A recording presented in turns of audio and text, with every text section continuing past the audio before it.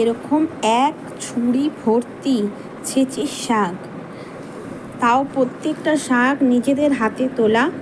কোনো শাক মানে সুন্দরভাবে বেছে একদম তোলা, কোনো শাক এমন না যে একটাও নষ্ট।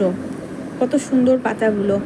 এরকম এরকম এক প্লাস্টিক, মানে ঝুড়িতে নিলে এক ঝুড়িই হবে, এরকম এক প্লাস্টিক ছেঁচি শাক। দেখতেও যেরকম সুন্দর লাগে, খেতে তো সুন্দর লাগেই। যারা শাক ভালোবাসে আমার মতন, তাদের তো খেতে সুন্দর লাগবেই, কিন্তু যাদের দেখতেও কত সুন্দর লাগছে না। আর গাছের আম পাড়ছিল, সেই আম বাগানের গাছের আম, যেটা আমি আপনাদের আগে অনেক ব্লগে দেখিয়েছি। তো সেখান থেকে আজকে আমি 1 কিলো মতন আম কিনেছি। এই যে বলেছে এগুলো পেকে যাবে চালের মধ্যে রাখলে, তো আজকে এগুলো নিয়ে এসেছি, চালের মধ্যে রাখবো। সাইজগুলো সত্যি খুব সুন্দর। আর এখানে নিয়ে এসেছি একটু কচু পাতা, একদম একদম মানে কচু পাতাগুলো একদম, এই যে আমরা আনতে গিয়ে ছিঁড়ে গেছে। এভাবে আনাও যায় না, একটা প্লাস্টিক নিয়ে যাই না, কোনো রকমে আনা, যে একদম কচি একদম কচু পাতা। আর এই যে কলমি শাক একটা চাচা নিজেই দিয়েছে, তার খেতে হয়েছে।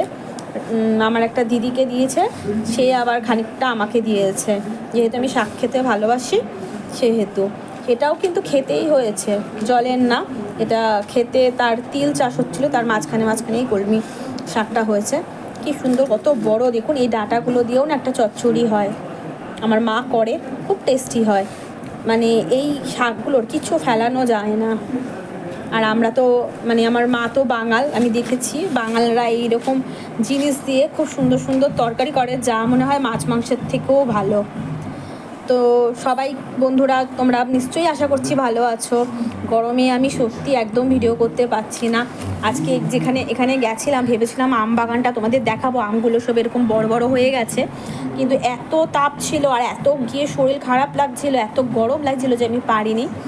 তো বেশি ভিডিও টানবো না এখন, আমি এগুলো তোমাদের দেখাবো বলেই ভিডিওটা করলাম।